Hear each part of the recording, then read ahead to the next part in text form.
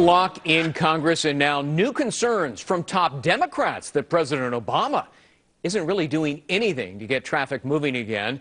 Some key policymakers, even in the president's own party, say they haven't spoken to him in months. Joining me now, Republican Kentucky Senator Rand Paul. Senator, thank you so much for being with us. I want to put on the screen for our viewers three important Senate Democrats.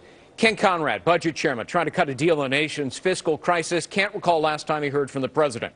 Tom Harkin, in charge of the president's top priority on student loans, hasn't talked with the president in months. Jeff Bingaman, Energy Committee chairman, go-to guy on high gas prices, hasn't spoken to the president much since the previous Congress. These are all Democrats, Senator. What's going on?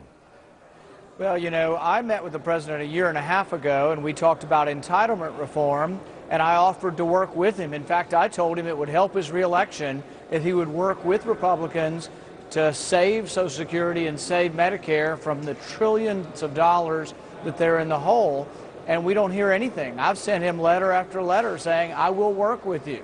I wrote on Air Force One saying, I will work with you, but I think they've given up. I think they're taking the year off. They're going to campaign, but nobody's going to do anything. Meanwhile, we're borrowing $50,000 a second. It's unsustainable. Right. And where is the president? Out on the campaign trail. Now, listen, a lot of people say that Congress is really to blame. In fact, let me quote from Politico.com in today's column.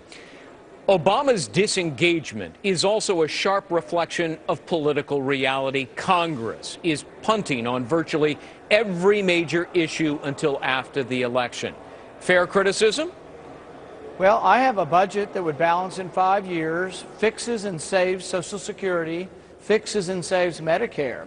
Now, will I compromise? Yeah, but they have to come and talk to us. If they want to fix entitlements and they say, we'll do it a little bit slower, will you meet us in the middle?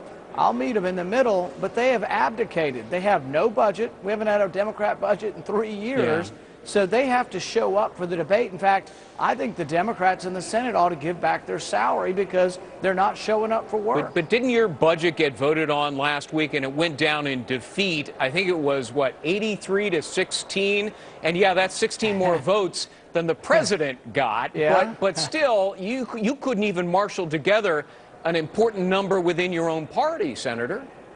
Well, you know, getting 16 more than the president, though, is an accomplishment. The president got 0, which means nobody supports his proposal. My proposal also balances in 5 years, and that's what the balanced budget amendment requires, and we got all of the Republicans to vote for a balanced budget amendment. So I would argue that I'm one that is sincere. I'm not only for the amendment to the Constitution, but I will propose a budget that is consistent with the amendment to the Constitution. Look, a myriad of tax cuts will expire at the end of the year and become $310 billion in tax hikes to the American people. Will that wipe out any and all economic growth for next year? And why can't Congress resolve this before December?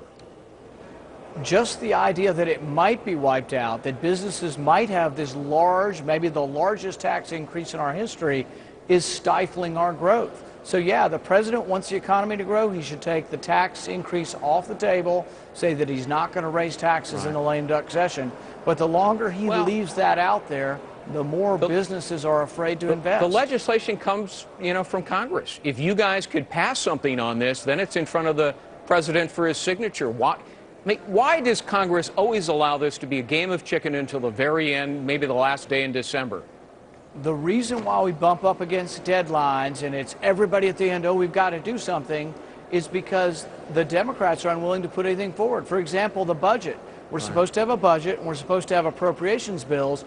Then we wouldn't have, oh, the government's going to shut down in 3 days. The reason we do big, huge continuing resolutions is because we have no budget, no appropriations. If you had those, the normal sequence of things, you wouldn't have this last-minute deadlines. Senator Rand Paul, thank you so much for dropping by our camera there at the Capitol and talking with us. Appreciate it. Thank you. Well, a day at the zoo.